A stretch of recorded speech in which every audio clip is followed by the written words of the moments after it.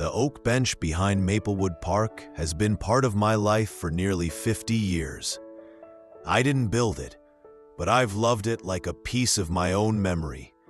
It's where I first saw Ruth, her hair a soft cloud of silver, even in her 30s. Her laugh, bright enough to make birds pause mid-song. I wasn't planning to talk to her. I was a shy mailman back then, carrying more envelopes than courage.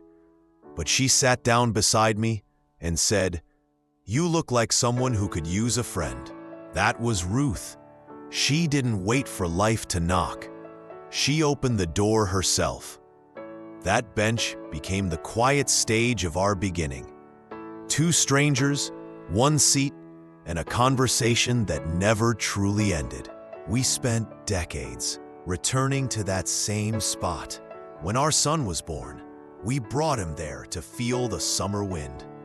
When he left for college, we sat on that bench and held hands, pretending the world wasn't shifting under our feet. Even when we fought, mostly about silly things like who forgot the grocery list, we always ended up there, letting the rustle of leaves calm our stubbornness. Time carved lines into our faces, and seasons painted the park in different colors. But the bench never changed. It held our laughter, our whispers, our fears, our quiet promises. It was the witness to our life, the confidant of two people learning, slowly, imperfectly, how to grow old together. Then one winter afternoon, life became heavier. Ruth had been forgetting names, then dates, then how to tie her apron. Doctors called it early cognitive decline. I called it a storm we didn't see coming. She would stare at familiar things as if they belonged to someone else. But when I took her to that bench, she relaxed. Even when her mind felt like a tangled ball of yarn, that old piece of wood felt like home. She'd close her eyes, breathe, and say, "I know this place." Not my name, not our wedding date, not the stories we lived, but she knew the bench. It held a memory deeper than words, maybe deeper than time. The last time we sat there together, the leaves were falling in slow spirals. She was wrapped in the red scarf she always claimed made her look mysterious, though I told her it made her look like the love of my life. She leaned on my shoulder and asked softly, "Why do I always feel safe here?" I swallowed 1,000 emotions and simply said, "Because this is where your heart learned me." She didn't understand, not fully, but she smiled, a soft, peaceful smile, and squeezed my hand. That moment felt like the universe giving me one last picture to keep. The next week, she forgot how to walk without assistance. 2 months later, she was gone. Now, every morning, I still walk to that bench. I'm slower now, knees aching, breath shorter, but I go. I sit with a thermos of coffee and let the wind speak in her place.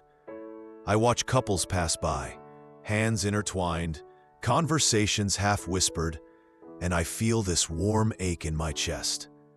Not pain, not grief, a kind of sweet gratitude, because not everyone gets a Ruth. Not everyone gets a place so full of love that it becomes a second heartbeat.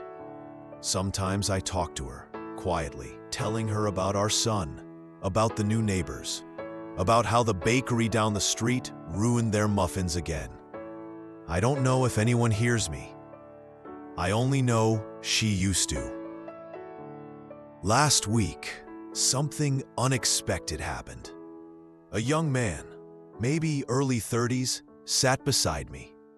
He glanced at the engraving I had carved long ago, R+H forever.